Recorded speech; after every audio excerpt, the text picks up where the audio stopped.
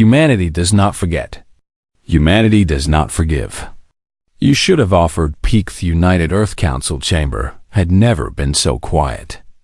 200 representatives from every nation on Earth sat in their seats, staring at the empty podium. Nobody spoke. Nobody moved. The only sound was the soft hum of the air systems. Admiral Taiho Park stood in the shadows at the back of the chamber. He was 61 years old, with gray hair and a face marked by years of service. He had commanded Earth's defense fleet for 15 years. He had never fired a weapon in anger. He had hoped he never would. That hope had died with Ambassador Kim. The doors opened and President Sun Mi-wan walked in. She was a small woman, barely 160 centimeters tall, but she carried herself like a giant. Her eyes were red from crying, but her face was set like stone. Behind her walked General Bai Choi, commander of Earth's ground forces. She was tall and lean, with short black hair and eyes that never seemed to blink. People called her the Ice General. They said she had no emotions. They were wrong. She had emotions. She just kept them locked deep inside, where they could not affect her judgment. Today, those emotions were very close to the surface. President Wan took her place at the podium. She looked out at the assembled representatives. When she spoke, her voice was steady and clear. 23 hours ago, Ambassador Hana Kim was murdered. She was killed by High Priest Torvax of the Valoran Empire. She was killed while offering peace. She was killed while extending humanity's hand in friendship. The president paused. Her hands gripped the podium so hard, her knuckles turned white. Before she died, Ambassador Kim sent us a message. You have all heard it. You have all seen the recording from her neural implant. You have all watched a good woman die because aliens saw us as insects. Murmurs ran through the chamber. Some representatives were crying openly now. Others sat with clenched fists and burning eyes. I have called this emergency session to decide humanity's response, President Wan continued. The Valoran Empire has made their position clear. They do not want peace with us. They do not want friendship. They want our destruction. She took a deep breath. The question before us today is simple. What do we do? A representative from Europe stood up. His name was Johan Ahn, and he had worked with Ambassador Kim for 20 years. His voice shook as he spoke. Madam President, with all respect, what can we do? The Valoran Empire controls 200 star systems. They have technology beyond anything we possess. If we fight them, we will lose. Another representative, Min-Soo Kang from Asia, rose to his feet. So we do nothing? We let them kill our people, and we do nothing? I did not say that, Johan replied. I am simply stating facts. We must be realistic about our situation. Realistic? Min-Soo's voice was rising. Hana Kim was my friend. She was a hero. And you want to be realistic? Please, President Wan said, raising her hand. Please, we must discuss this calmly. Fighting among ourselves will not help. The chamber fell silent again. President Wan looked toward the back of the room. Admiral Park, General Choi, please come forward. The council needs to hear from our military leaders. Admiral Park walked down the aisle toward the podium. General Choi followed. The representatives watched them with a mixture of hope and fear. Admiral Park stepped up to the podium. He had prepared no speech. He had no written notes. He simply looked out at the representatives and spoke from his heart. Ladies and gentlemen, Representative Ahn is correct. The Valoran Empire is larger than us. They have more ships. They have more weapons. On paper, we cannot win a war against them. Groans and worried whispers filled the chamber. But paper does not tell the whole story, Admiral Park continued. His voice grew stronger. For 50 years, humanity has hidden its true military strength. We did this because we feared ourselves more than we feared anyone else. We did this because we knew what we were capable of, and that knowledge frightened us. He paused, letting his words sink in. The Valoran Empire thinks we are weak because we chose peace. They think we are insects because we did not threaten them. They are wrong. We chose peace because we knew what our war would look like. We chose peace because we had weapons that could break worlds. We chose peace because we had already come too close to destroying ourselves. Admiral Park turned and nodded to a technician. A holographic display appeared in the center of the chamber. It showed a star map of human space. What you see here is the public record of human military strength. 12 defense platforms, 30 patrol ships, 200 fighters. This is what the Valoran Empire knows about us. This is what the galaxy knows about us. He pressed a button. The display changed. New markers appeared. Hundreds of them. Thousands of them. Hidden in asteroid fields. Buried beneath dead moons. Waiting in the darkness between stars. This is the truth. The chamber erupted in gasps and shocked murmurs. Representatives stared at the display with wide eyes. For 50 years, Earth's governments have maintained a secret military force, Admiral Park explained. We called it Project Shadow. It was created after the last war on Earth, when we realized that peace was fragile and the universe was vast. We hoped we would never need it. We built it anyway.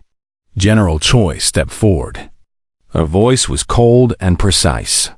Project Shadow includes 412 capital ships. Each one is equipped with weapons that make the Valoran fleet look like toys. We have planet crackers. We have sun killers. We have weapons that exist only in theory for other species because they were too afraid to build them. She looked out at the representatives. We were not afraid. We built them. And then we locked them away because we understood what they meant. The chamber was completely silent now. Even the representatives who had been crying were staring with open mouths. Representative Johan Ahn stood slowly. His voice was barely a whisper. Why were we not told about this? Because knowledge of these weapons would have changed humanity, Admiral Park answered. We would have become arrogant. We would have become aggressive. We would have become the very thing we feared. Only the military high command and the sitting president knew the truth. It was the hardest secret we ever kept. President Wan stepped back to the podium. Now you know. Now you understand. We have the power to fight the Valoran Empire. The question remains, should we? A young representative from South America stood. Her name was Young Lee. She was only 35, one of the youngest members of the council. Madam President, with respect, I do not think that is the real question. The Valoran Empire has already decided to destroy us. High Priest Torvax made that clear. He did not offer us a choice between war and peace. He offered us a choice between fighting and dying. She is right, said Representative Minsu. If we do nothing, they will come for us. They will kill us like they killed Ambassador Kim. Our only choice is how we respond. And if we fight, many people will die, said Representative Johan. War is not glorious. War is suffering. We must remember that. General Choi spoke again. People will die no matter what we choose. The question is whether those deaths mean something. If we surrender, we die as slaves. If we fight, we die as warriors. I know which death I prefer. The debate continued for hours. Representatives argued and discussed and sometimes shouted. Some wanted to try diplomacy again. Others wanted immediate attack. Some wanted to hide and hope the Valorans forgot about them. Others wanted to make the Valorans pay for every human life they took. Through it all, Admiral Park remained silent. He had said his piece. Now the decision was not his to make. Finally, as the artificial sun set outside the chamber windows, President Yuan called for a vote. "The question before us is this," she said. "Shall humanity declare war on the Valoran Empire?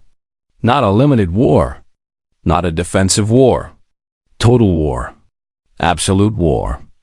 A war with no restraint and no surrender until one side is completely defeated." She looked out at the tired, emotional faces of the representatives. "This is the most important vote in human history. Think carefully. Vote honestly. And whatever the result, we will face it together." The voting began.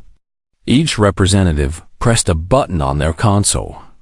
Yes or no, war or peace, future or death. Admiral Park watched the numbers climb on the display board.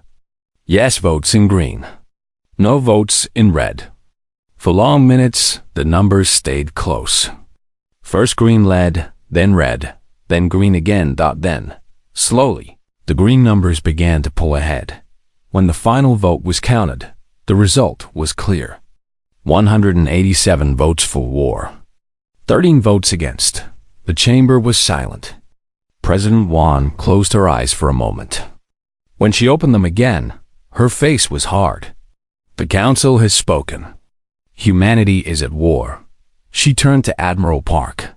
"Admiral, you are authorized to activate Project Shadow. You are authorized to use all necessary force against the Valoran Empire. There are no restrictions. There are no limits. Do whatever you must to protect humanity." Admiral Park saluted. "Yes, Madam President." President Yuan turned to General Choi. "General, begin mobilization of ground forces. Prepare for planetary assaults." General Choi saluted. "Yes, Madam President." The President turned back to the Council. "Ladies and gentlemen, we have made our choice. Now we must live with it. I will address the people of Earth in 1 hour. Until then, this session is adjourned." She walked off the stage. Admiral Park and General Choi followed Dot in the hallway outside the chamber, away from. Commander Jae-won Lee had waited 15 years for this moment. 15 years of training. 15 years of simulations. 15 years of wondering if the day would ever come. Now it had come. He stood on the bridge of the ESV Vengeance, humanity's largest warship. The ship was hidden inside an asteroid in the outer reaches of the solar system. It had been sleeping here for 30 years, waiting for a war that nobody wanted to fight. The war had found them anyway. "Commander, we have received confirmation from Earth Command," said Lieutenant Ha-Rin Moon, his communications officer. She was young, only 28, but she had been chosen for this mission because she was the best. Everyone on the Vengeance was the best. They had to be. "Read it," Jae-won said. Ha-Rin took a deep breath. Authorization code Omega 77 confirmed. Project Shadow is active. All units are ordered to immediate combat readiness. This is not a drill. Repeat, this is not a drill. The bridge was silent. Officers looked at each other with a mixture of fear and determination. They had trained for this moment their entire careers. But training was different from reality. Jae-won turned to face his crew. "You all heard the message. The Valoran Empire killed Ambassador Kim. They have declared their intention to destroy humanity.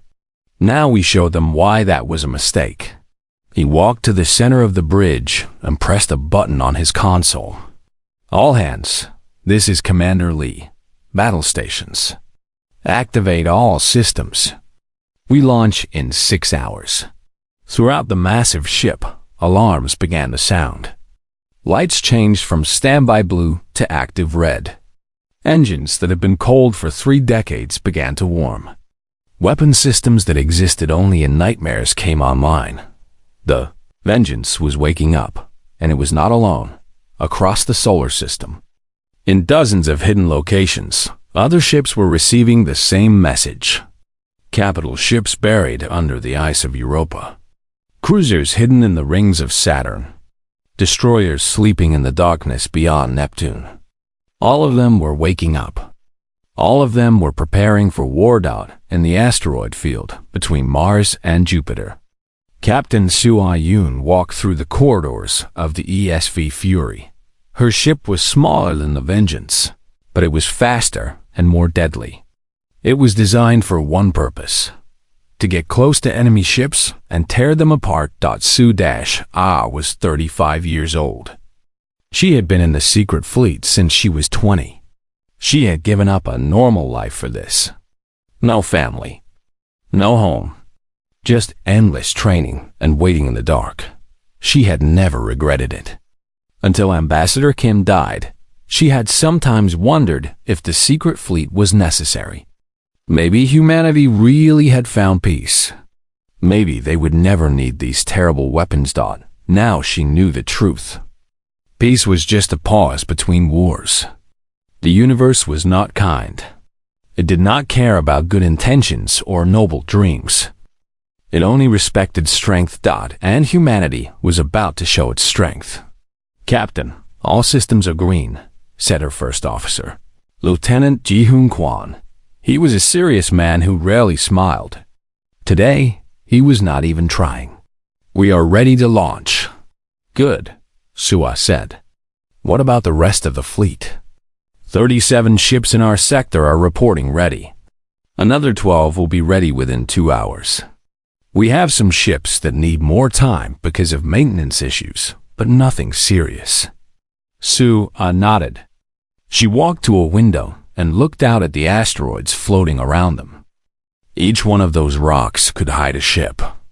Each one could hide destruction beyond imagination. "Do we have updated intelligence on the Valoran fleet?" she asked. Ji-Hoon pulled up a display. "According to our long-range sensors, the Valoran Empire has approximately 800 warships. Their main fleet is stationed at their homeworld, Velprime. Secondary fleets protect their major colonies. They also have stationed Velorax where the ambassador was killed.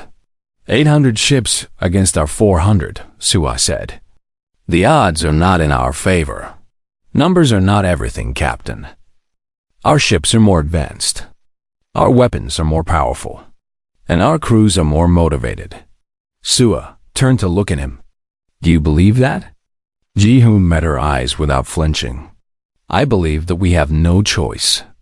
We fight or we die. I prefer to fight. So do I." Back on the Vengeance, Commander Lee was reviewing the battle plans with his senior officers. They gathered in the war room, a large space filled with holographic displays showing star maps and fleet positions. "Our first target will be Station Velorax," J1 said.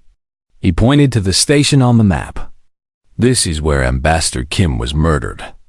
This is where the Valorans made their declaration of war. This is where we begin." Colonel Hyam Woo Nam, the ship's tactical officer, frowned. "Station Velorax is heavily defended, Commander. It has over 50 warships and defense platforms. Taking it will not be easy." "I never said it would be easy," J1 replied. "But it must be done. We need to send a message. The Valorans think they can kill our people without consequences. We need to show them that they were wrong." Dr. Yoon Ji-seo, the ship's chief medical officer, spoke up. "What about the civilians on the station? Our intelligence says there are thousands of non-combat personnel there. Researchers, families, merchants." J1 was silent for a moment. This was the hardest part of war. The decisions that kept you awake at night. The choices that stained your soul. "We will give them a chance to evacuate," he said finally. "We will broadcast our intentions before we attack. If they choose to leave, we will let them go. But we will not stop our assault to wait for them. Every hour we delay, the Valorans have time to prepare." Dr. Seo nodded slowly. She did not look happy, but she did not argue. She understood the reality of their situation. "How long until we reach Velorax?" asked Lieutenant Commander Sung-Ho Jin, the navigation officer. "At maximum speed, 12 hours, J1 answered. "But we will not be going alone. The full fleet will assemble at Rally Point Alpha before we make the jump. We move together. We fight together." He looked around at his officers. These were good people. Brave people. They had given their lives to protect humanity, and now they were being asked to risk those lives in the greatest war their species had ever fought.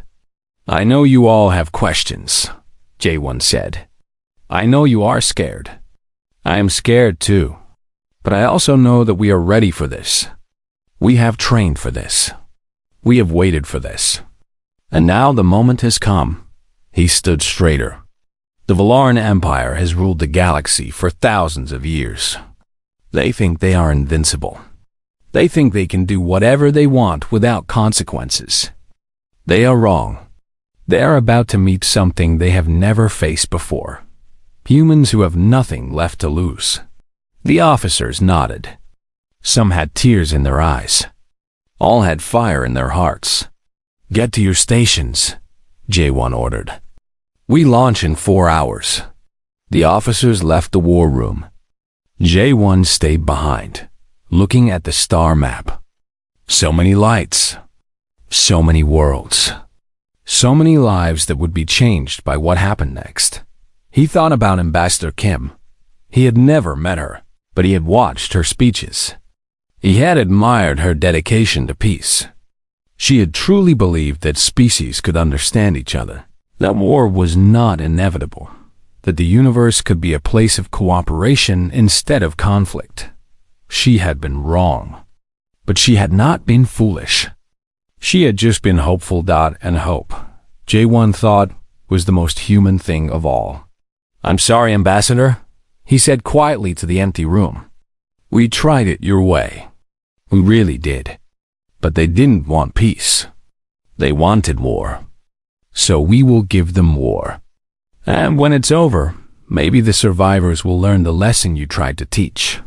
He touched the star map, his finger resting on the point that marked Station Velorax. "We're coming for you."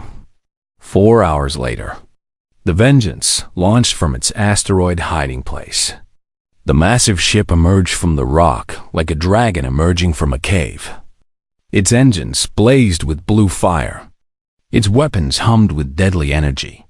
Its hull gleamed under the distant light of the sun. Around it, other ships were emerging. Cruisers and destroyers and frigates, all rising from their hiding places. The secret fleet was revealing itself at last. They formed up in perfect formation, each ship taking its assigned position. Communication channels crackled with voices as captains reported their status. ESV Fury, ready for combat. ESV Thunder, all systems green. ESV Storm, weapons hot. ESV Hope, standing by. Yes. One of the ships was named Hope. It was intentional. Even in war, especially in war, hope mattered. Commander Lee stood on the bridge of the Vengeance, watching his fleet assemble. It was beautiful in a terrible way. All these ships, all this power, all this destruction waiting to be unleashed. "Commander, we have reached the full fleet strength at Rally Point Alpha," Lieutenant Moon reported. 412 ships, as planned. All captains report ready for battle. "Thank you, Lieutenant." J1 turned to his helmsman. "Plot a course for Station Velorax. Maximum speed." "Course plotted, Commander." J1 took a deep breath. This was it. The point of no return. "All ships, this is Commander Lee. We are about to make the jump to Valaran space. When we arrive, we will be in enemy territory. There will be no retreat. There will be no surrender. We fight until we win or we die trying." He paused. "Remember why we are here. Remember Ambassador Kim. Remember what the Valarans did to her. Remember what they plan to do to all of humanity. And then show them what happens when they make us angry."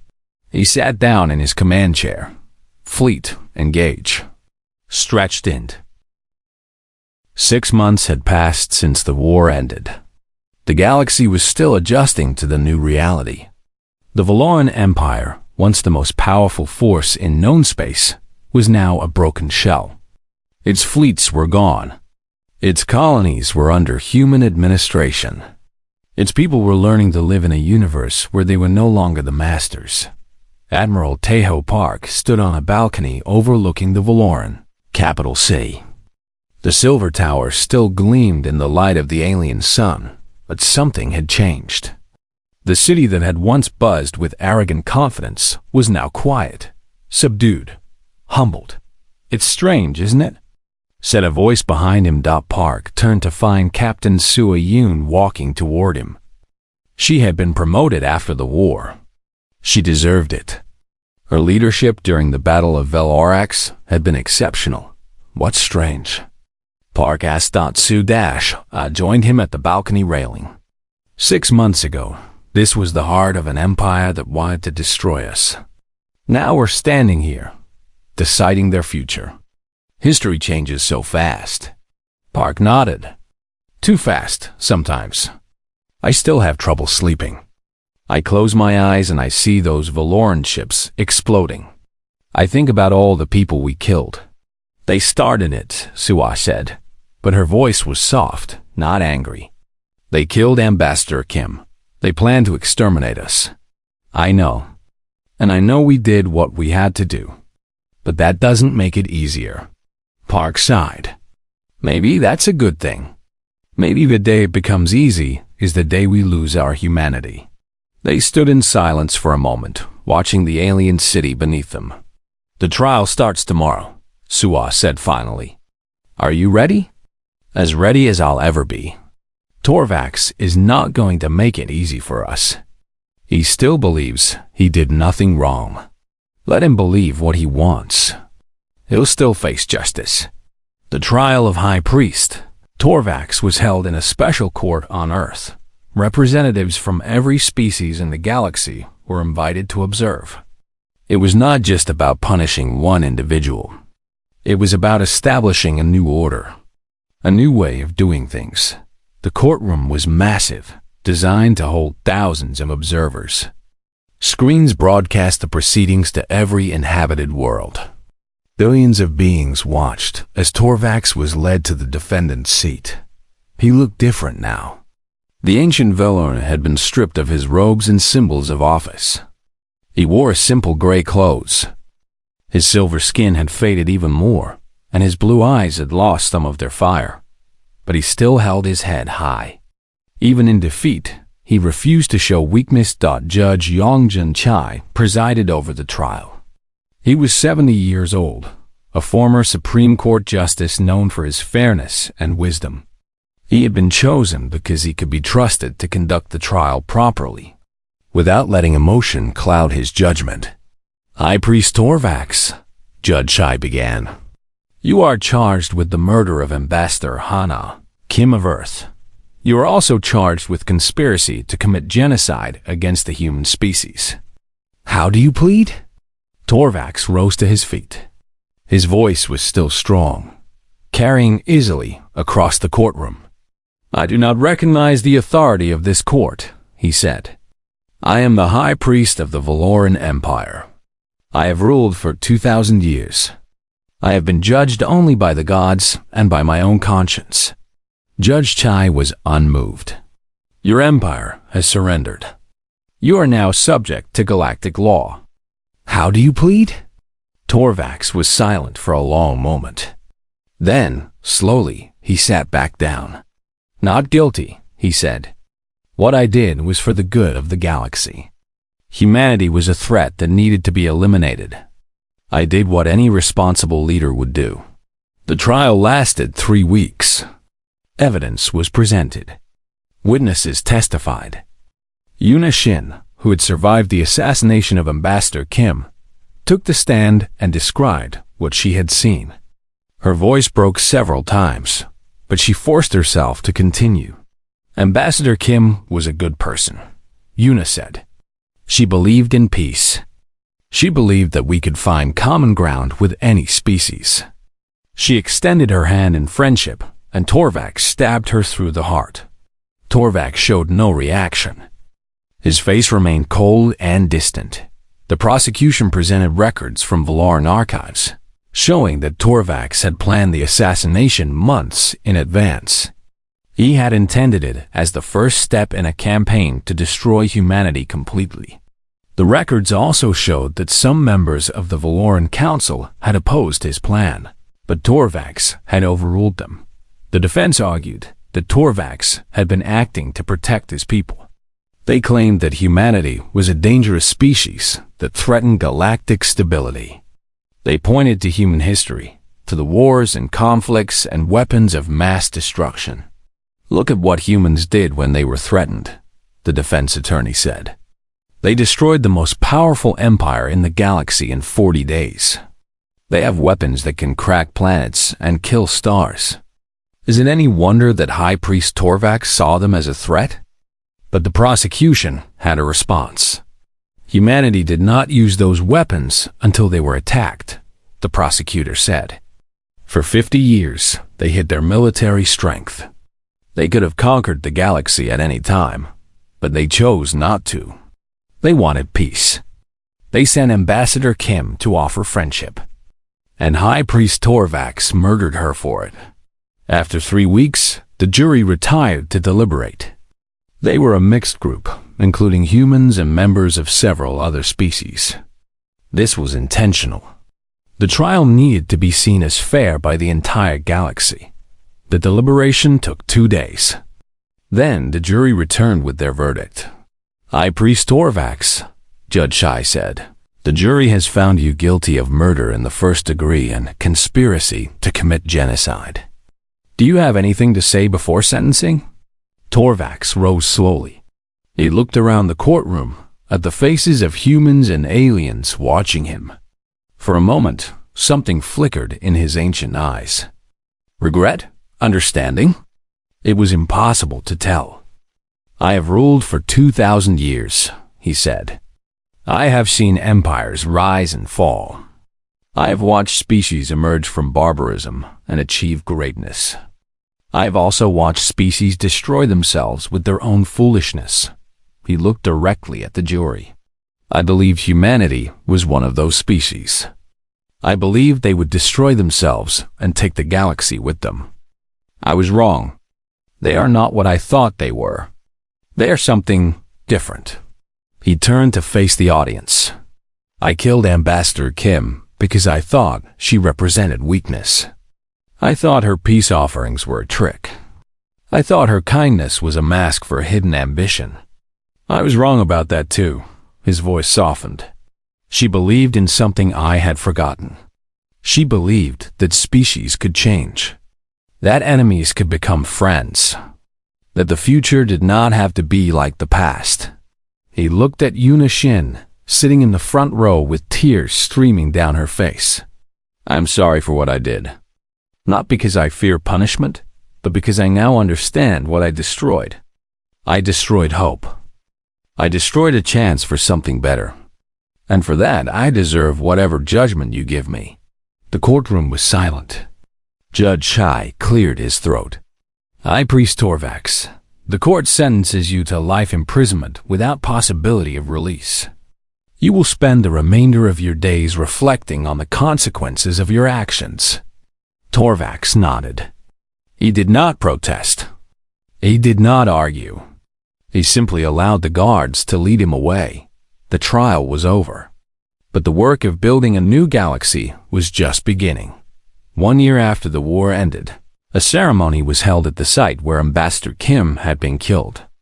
Station Velorax had been transformed. The chamber where she died was now a memorial, filled with flowers and messages from people across the galaxy. Admiral Park stood before a crowd of thousands. Behind him was a statue of Ambassador Kim, carved from white stone that seemed to glow with inner light. She was shown with her hand extended, offering friendship to whoever would take it. 1 year ago, Park began. We stood on the edge of destruction. An empire that had ruled the galaxy for millennia had decided to erase humanity from existence.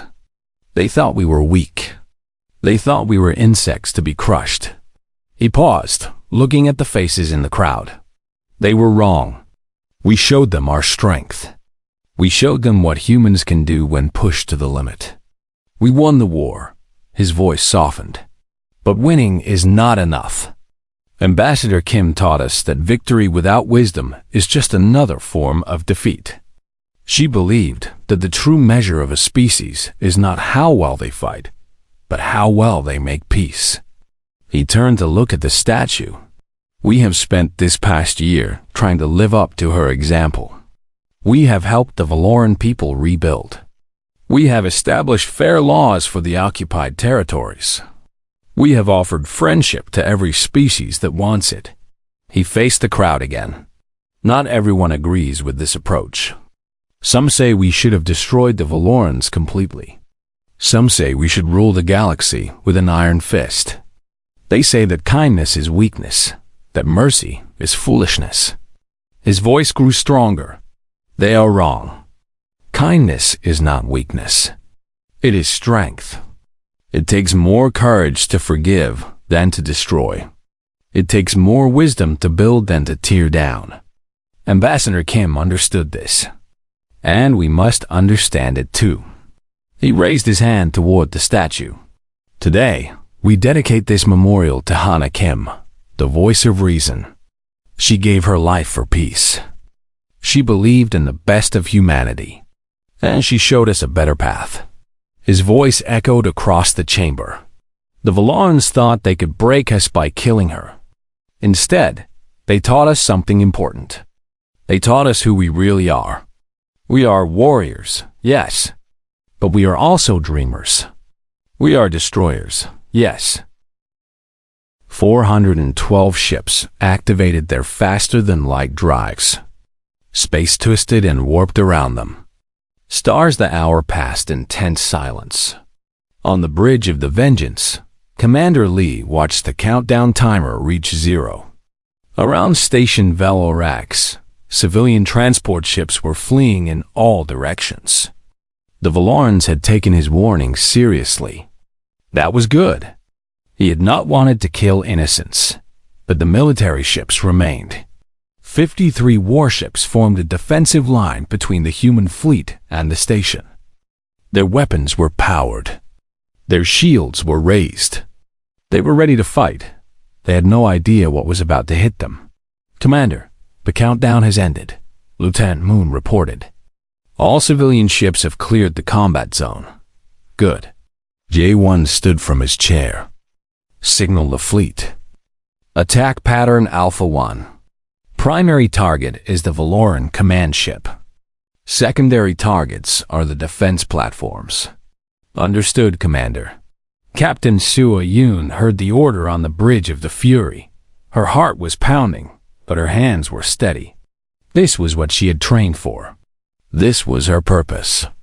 "All weapons, target the nearest defense platform," she ordered. "Fire on my command." Her tactical officer, a young man named Dae-Hyun Park, worked his console with practice speed.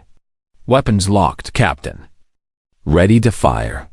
Sua looked at the defense platform on her display. It was huge, bristling with weapons that could destroy smaller ships in seconds. The Valorans had built it to be intimidating. They had built it to show their power. They had never faced anything like human weapons. "Fire," Sua said. The Fury's main cannon erupted with light. It was not like the weapons of other species. It did not fire projectiles or energy beams. It fired something much worse. The weapon was called a gravity lance. It created a focused beam of artificial gravity so intense that it could crush anything in its path. It bent space itself, compressing matter until atoms collapsed. The beam struck the defense platform. For a moment, nothing seemed to happen. Then the platform began to shrink. Metal screamed as it was compressed. Lights exploded. The massive structure folded in on itself like paper being crumpled by an invisible hand. Within seconds, the defense platform was gone. Where a structure the size of a small city had floated, there was now only a ball of crushed metal no larger than a house. On the Valoran command ship, Admiral Virthax watched in horror. He had served the Empire for 200 years. He had fought in dozens of wars. He had never seen anything like this. What weapon is that? He demanded. How is this possible? His officers had no answers. They could only stare at their displays as human ships tore through the Valoran, defenses like wolves through sheep. The Vengeance fired its main weapon, a stellar disruption beam. The beam struck a Valoran cruiser and passed through it like light through water. The cruiser did not explode. Instead, its hull began to glow, brighter and brighter, until the entire ship was burning from within. The atoms of the ship were destabilizing. The weapon had started a chain reaction that turned the cruiser's own matter against itself.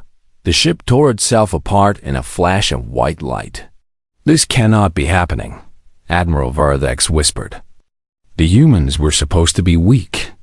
They were supposed to be insects. His first officer, a young Valoran named Kelthos, spoke with fear in his voice. Admiral, we have lost 12 ships in the first 2 minutes. Our weapons are not penetrating their shields. We cannot win this battle. Then we die with honor, Vardex said. His voice was cold. He had accepted his fate. Signal all ships. Full attack.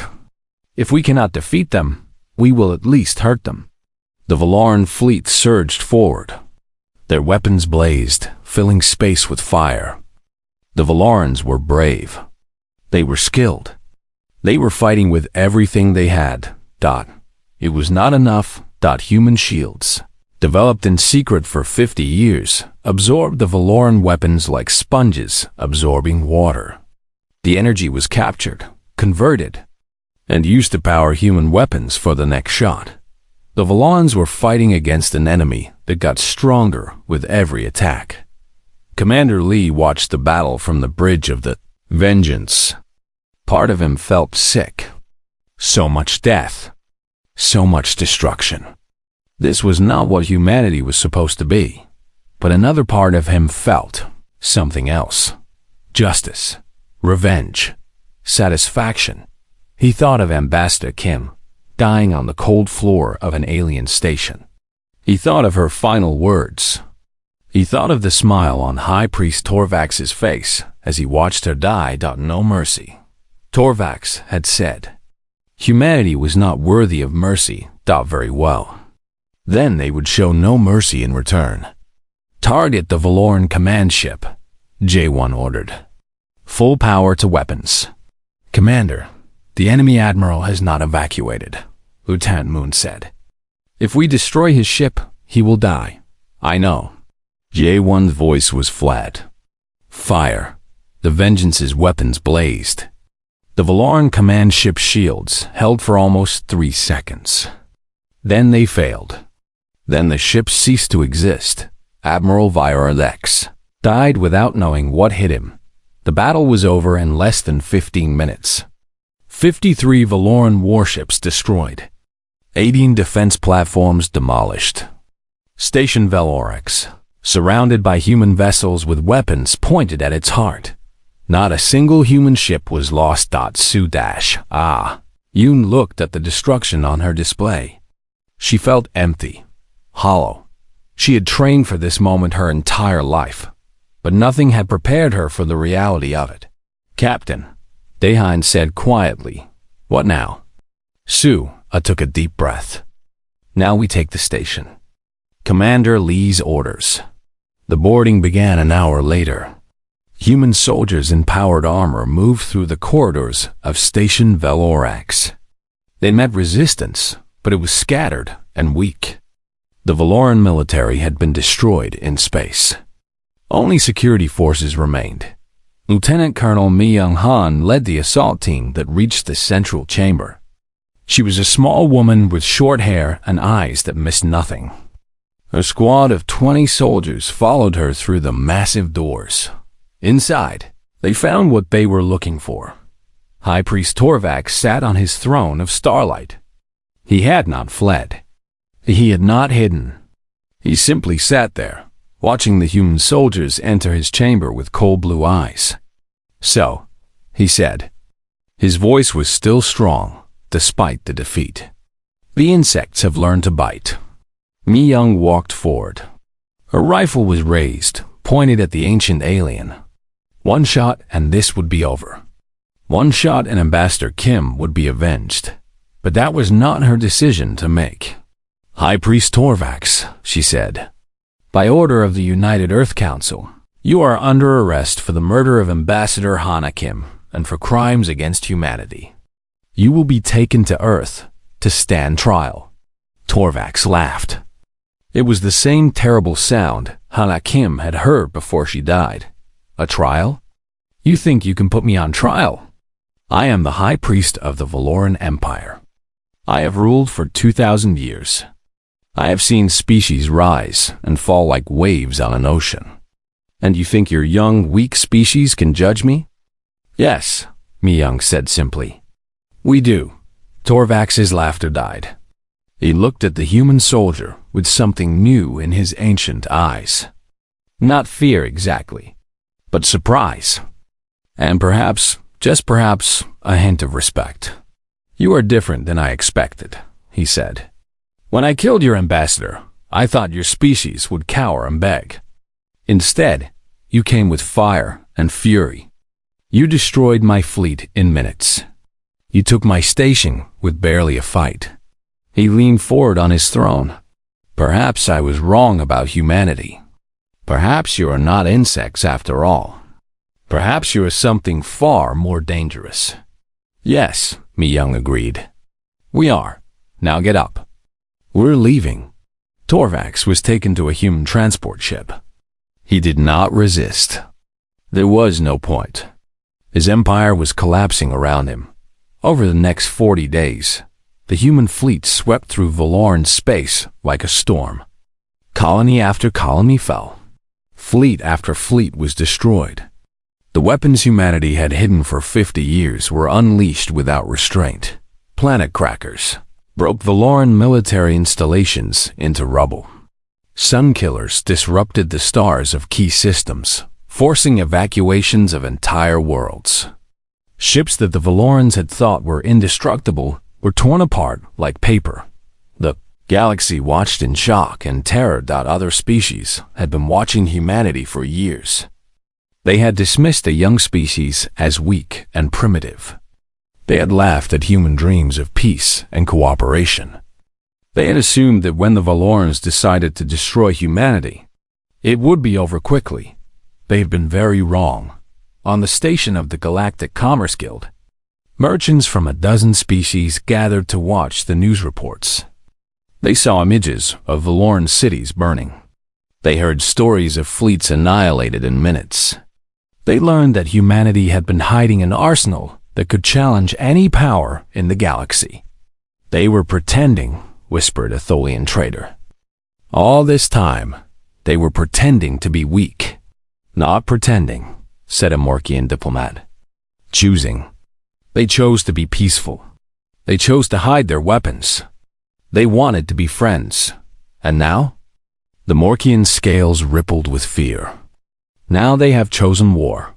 May the stars help anyone who stands in their way.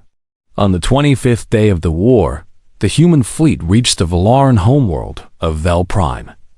It was a beautiful planet, covered with silver cities and crystal towers. 15 billion Valorans lived there. It was the heart of an empire that had lasted for millennia. Admiral Park had traveled with the fleet for this moment. He stood on the bridge of the Vengeance beside Commander Lee, looking at the planet on the display. We could end it here, J1 said